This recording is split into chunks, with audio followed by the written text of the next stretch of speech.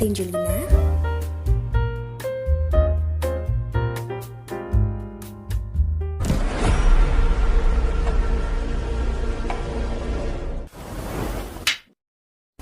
Hai semua, saya Widya dari TPKA. Kalian udah pada tahu nggak nih bagaimana sih proses pembuatan kaustik atau NaOH itu? Nah, pada video kali ini, saya akan memberikan sedikit penjelasan mengenai proses pembuatan kaustik atau NaOH beserta proses pemekatannya.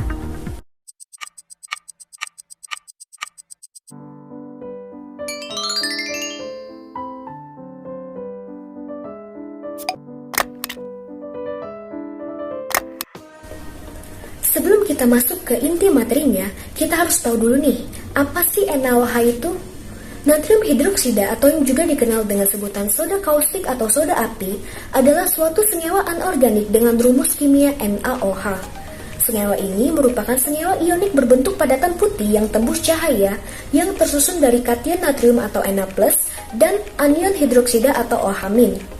Natrium hidroksida merupakan basa dan alkali yang sangat kaustik, mampu menguraikan protein pada suhu lingkungan biasa, dan dapat menyebabkan luka bakar bila terpapar.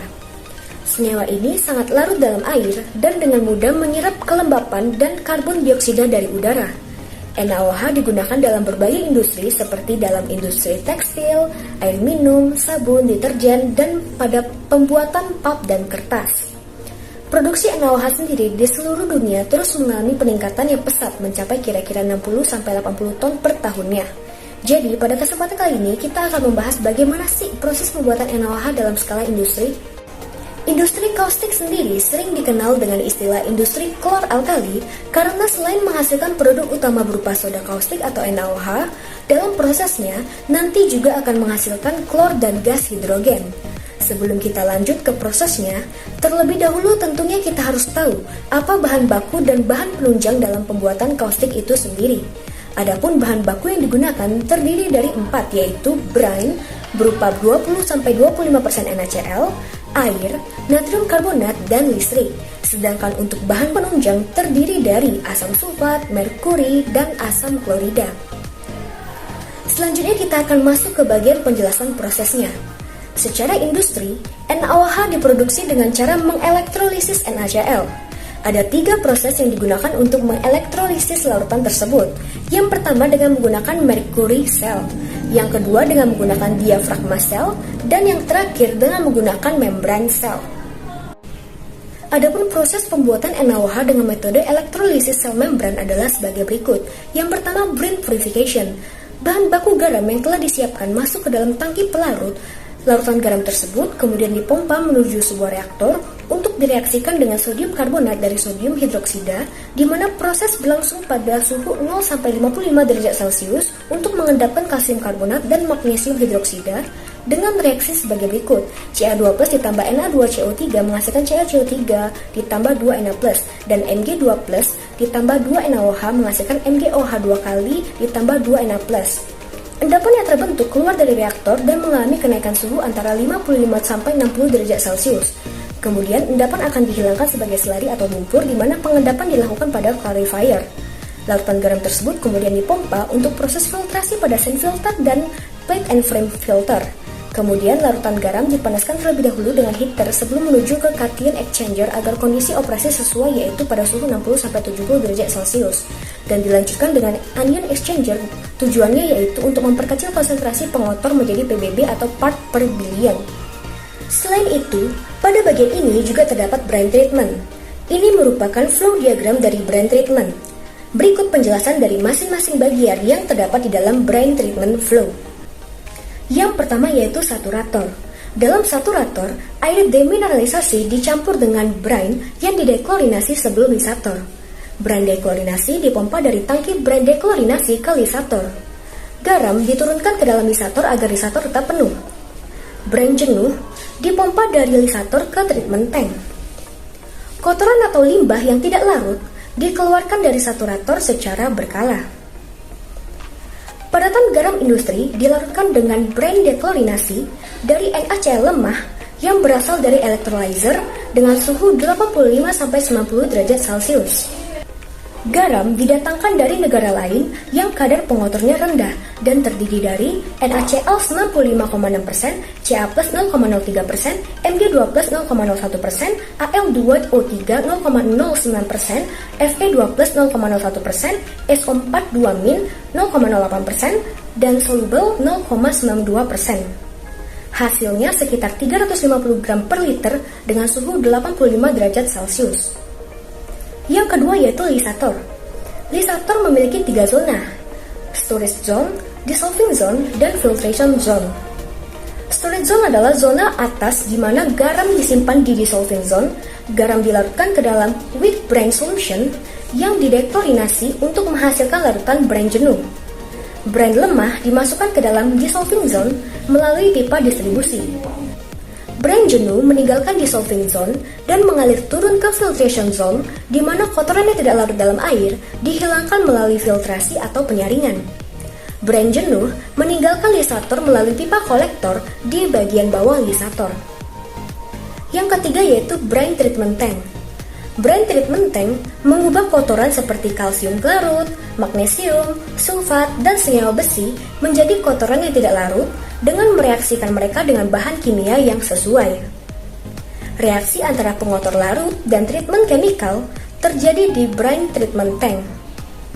Bahan kimia yang digunakan untuk treatment adalah natrium karbonat untuk mengendapkan kalsium dan barium klorida untuk mengendapkan sulfat, dan sejumlah kecil natrium hidroksida untuk menghilangkan magnesium dan besi. Ada 2 bagian brine treatment tank.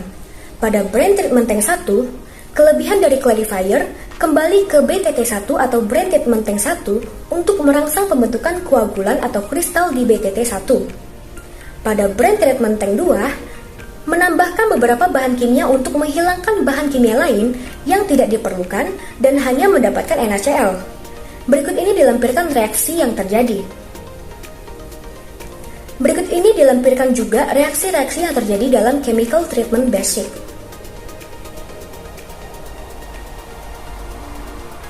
Yang keempat yaitu clarifier.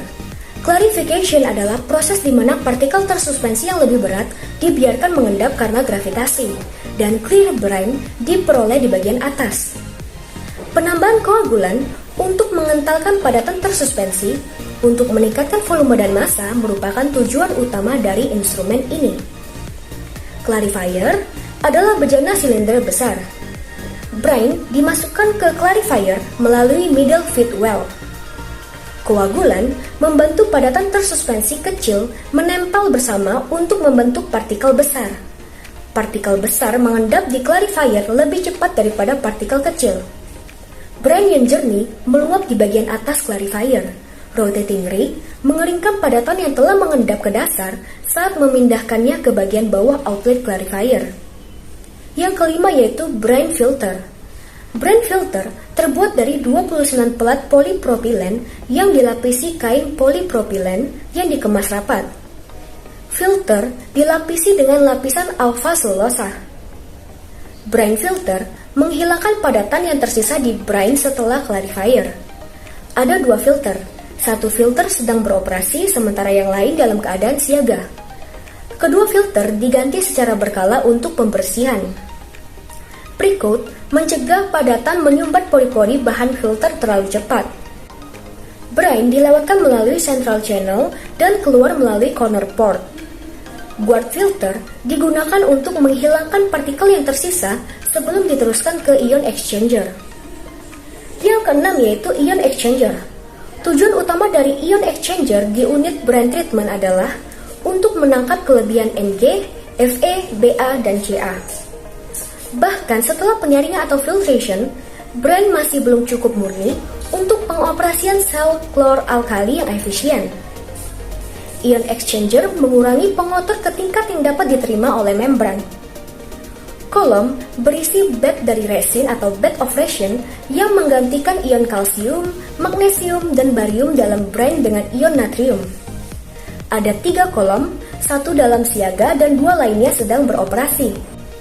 Acid measuring tank dan caustic measuring tank berisi jumlah terukur masing-masing 32% caustic dan 32% asam klorida yang digunakan untuk regenerasi. larutan brine memasuki kolom ion exchanger melalui inlet distributor dan mengalir ke bawah melalui kolom. Kolom ion exchanger sebagian diisi dengan manik-manik kecil atau tiny beads dari resin ion exchange. Manik-manik resin atau resin beads sangat berpori dan memiliki luas permukaan yang tinggi.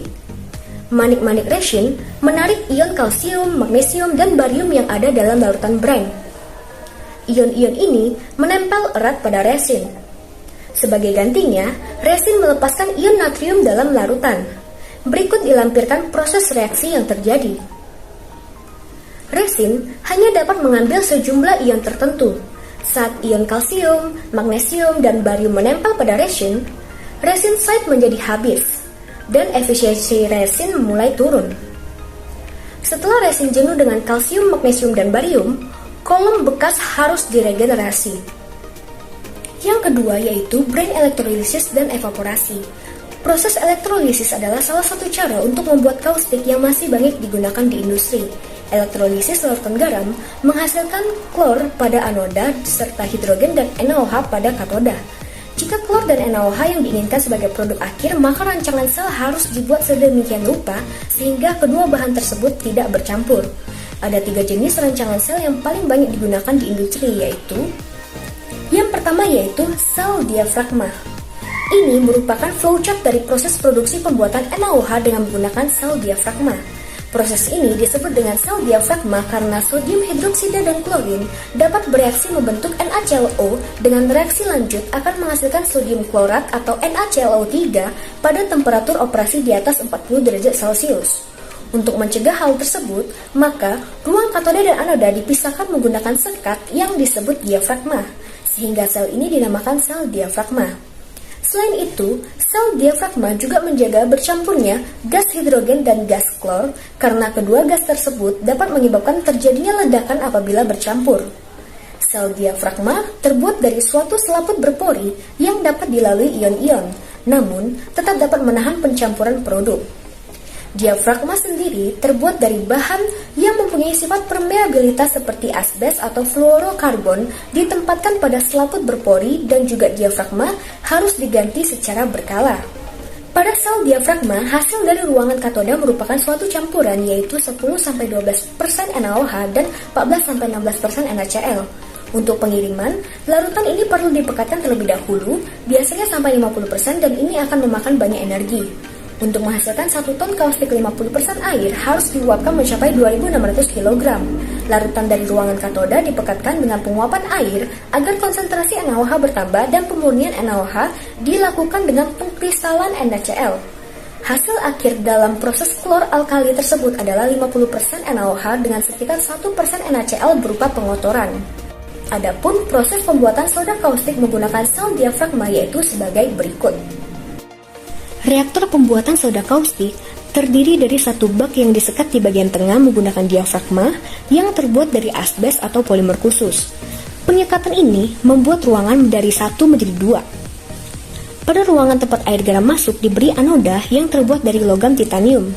Ruang sebelahnya yang menghasilkan larutan soda kaustik diberi katoda yang terbuat dari bahan khusus atau karbon atau bahan-bahan yang kebal terhadap cairan soda kaustik. Anoda dan katoda dialiri oleh arus listrik searah agar terjadi proses elektrolisis. Air garam masuk ke ruangan yang berisi anoda dan ruangan katoda diisi oleh air tawar yang mengandung sedikit larutan NaOH. Saat dilewati aliran listrik searah, kation natrium pindah ke ruangan katoda membentuk larutan NaOH. Pada saat yang sama, terjadi reaksi oksidasi pada anoda yang menghasilkan gas klorin atau Cl2. Pada katoda pun terjadi reaksi yang bersamaan, berupa reaksi reduksi yang menghasilkan gas hidrogen. Gas hidrogen yang dilepaskan pada sisi katoda selanjutnya dialirkan ke pendingin dan gas klorin yang dilepaskan pada sisi anoda selanjutnya didinginkan kemudian dikeringkan dengan menggunakan asam sulfat. Gas hidrogen dan klorin selanjutnya dialirkan melalui pipa untuk proses sintesis larutan HCl pada bagian yang terpisah. Larutan NaOH yang dihasilkan kemudian dipindahkan ke tangki pengeringan. Pada bagian ini, larutan soda kaustik direbus dengan tekanan rendah atau di bawah 1 atm hingga terjadi pengeringan yang menghasilkan soda api atau flake. Tahap selanjutnya yaitu pemekatan NaOH. Pada pabrik NaOH, pemekatan merupakan tahap ketiga yang dilakukan menggunakan multiple effect evaporator untuk menghasilkan NaOH cair dengan konsentrasi 50%.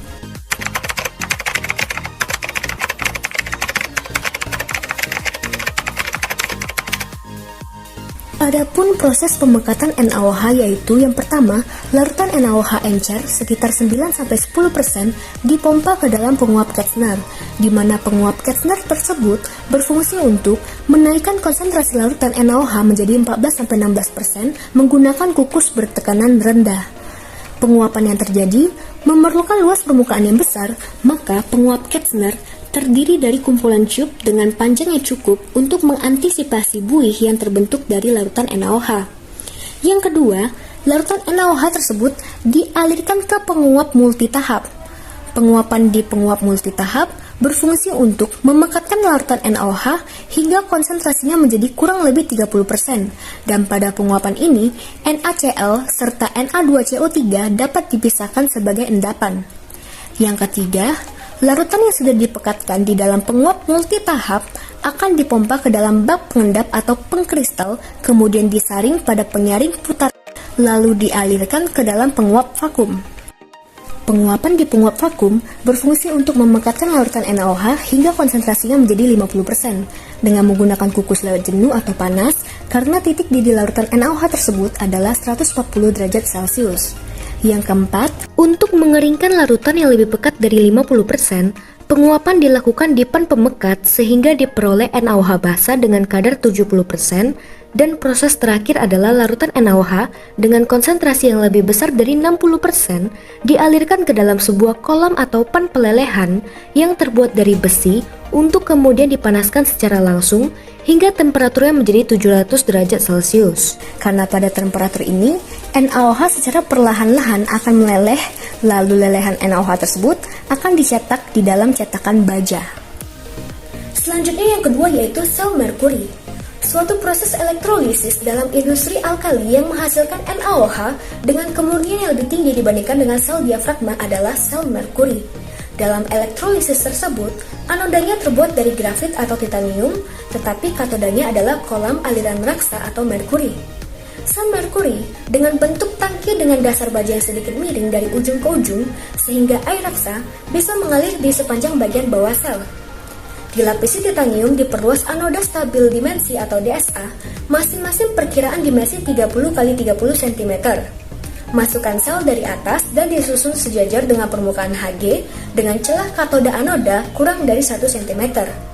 Konsentrasi air garam 25% dan suhu 60 derajat Celcius mengalir melalui sel dan keluar dengan konsentrasi 17% dapat diumpan kembali melalui deposit garam atau setelah perawatan. Gas klor meninggalkan sel di bagian atas sementara natrium amalgam sekitar 0,5% natrium di bagian dasar melewati dua washing weir untuk menghilangkan semua larutan natrium klorida dan masuk ke dalam denuder. Gas hidrogen keluar dari bagian atas denuder dan merkuri untuk resirkulasi ke sel dan natrium hidroksida berair terpisah di bagian bawah. Oleh karena itu, dengan mengendalikan laju umpan air adalah mungkin menghasilkan soda kaustik 50% secara langsung. Dan yang terakhir yaitu sel membran. Sel membran menggunakan membran semi-permeable untuk memisahkan kompartemen anoda dan katoda. Proses elektrolisis larutan garam atau brine dengan menggunakan sel membran merupakan teknologi paling modern dalam industri klor alkali.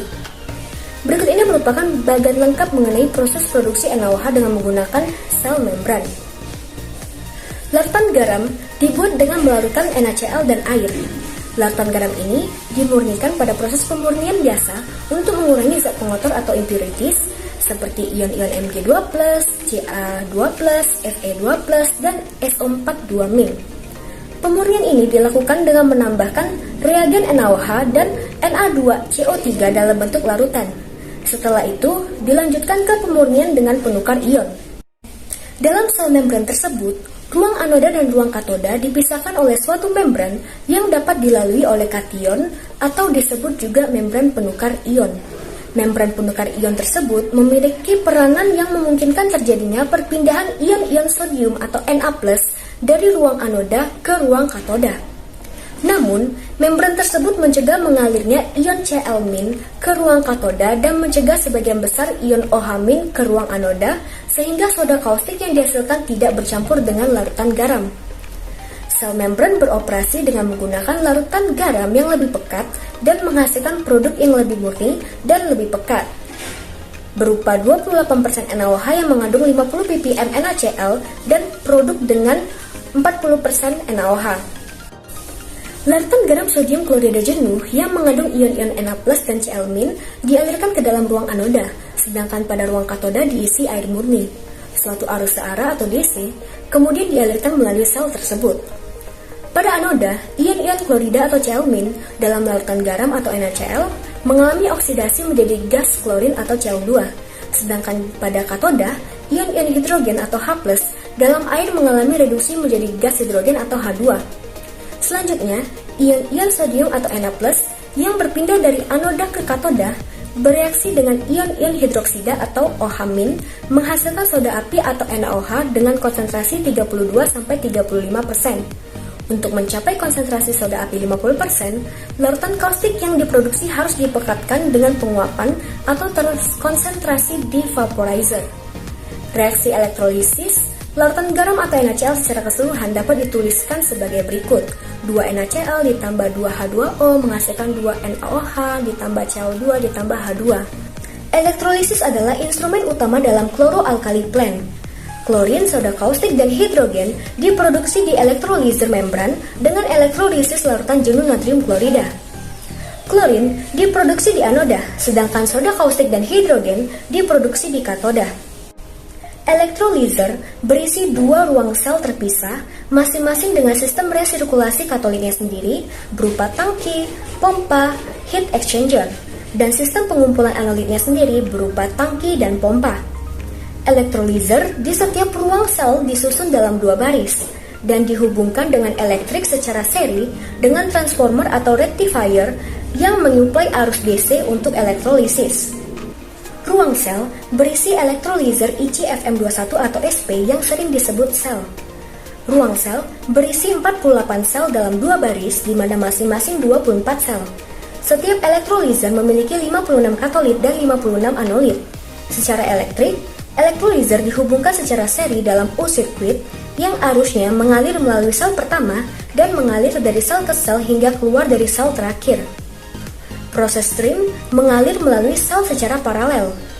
Sel mengandung anoda dan katoda yang dipisahkan oleh membran sheet. Bahan baku yang dibutuhkan adalah garam, air, dan listrik. Klorin diproduksi di anoda, sedangkan kaustik dan hidrogen diproduksi di katoda. Sel elektrokimia selalu memiliki anoda dan katoda.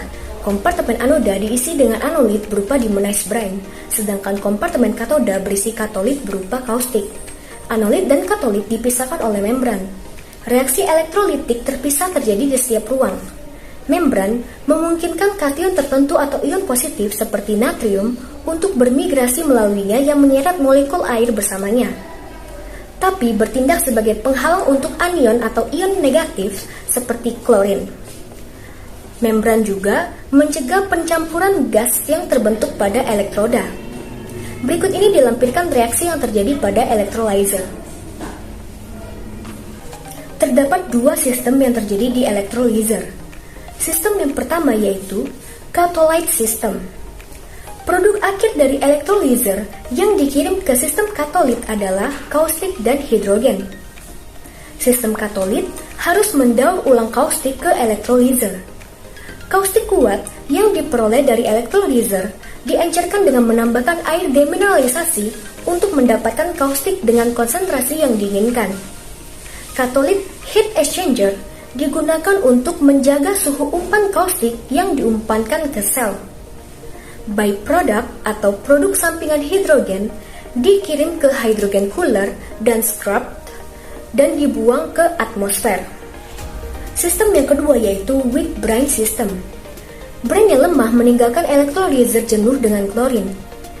Klorin harus dipulihkan karena beberapa alasan. Yang pertama, hilangnya hasil klorin dalam hilangnya produk.